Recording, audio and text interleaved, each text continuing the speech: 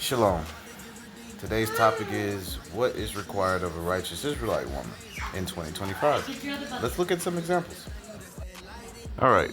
So this is Second Chronicles chapter 22, and quickly we're going to start at verse 2. 42 years old was Ahaziah when he began to reign, and he reigned 1 year in Jerusalem. His mother's name was Athaliah, the daughter of Omri. He also walked in the ways of the house of Ahab, for his mother was his counselor to do wickedly.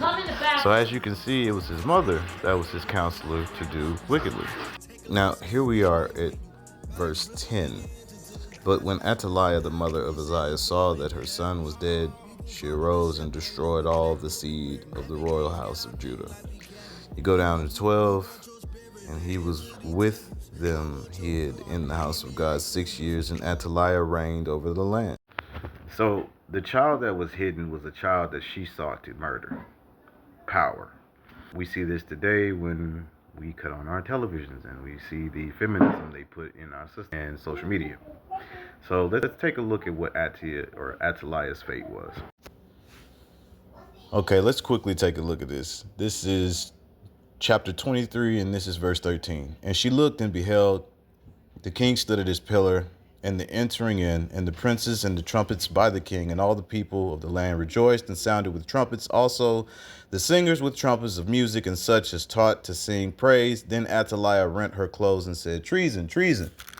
Then Jehoiada the priest brought out the captains of hundreds that were set over the host, and said unto them, Have her forth of the ranges, and whoso followed her, let him be slain with the sword. For the priest said, Slay her not in the house of the Lord. So they laid hands on her, and when she was come to the entering of the horse gate by the king's house, they slew her there. Let's take a look at the book of Ecclesiasticus 25 and 16. I had rather dwell with a lion and a dragon than to keep house with a wicked woman. And last but not least, Revelations 2 and 20. Notwithstanding, I have a few things against thee, because thou sufferest that woman Jezebel, which calleth herself a prophetess, to teach and to seduce my servants to commit fornication and to eat things sacrificed unto idols. So with that being said, to all my sisters out there, are you really following these words? Are you doing what this Bible says? Or are you finding your own gospel in the doctrine that was written thousands of years ago for you to follow?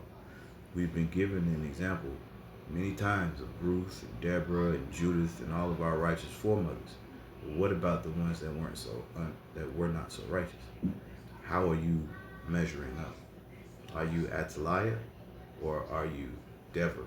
Are you Jezebel, or are you Mary? Shalom.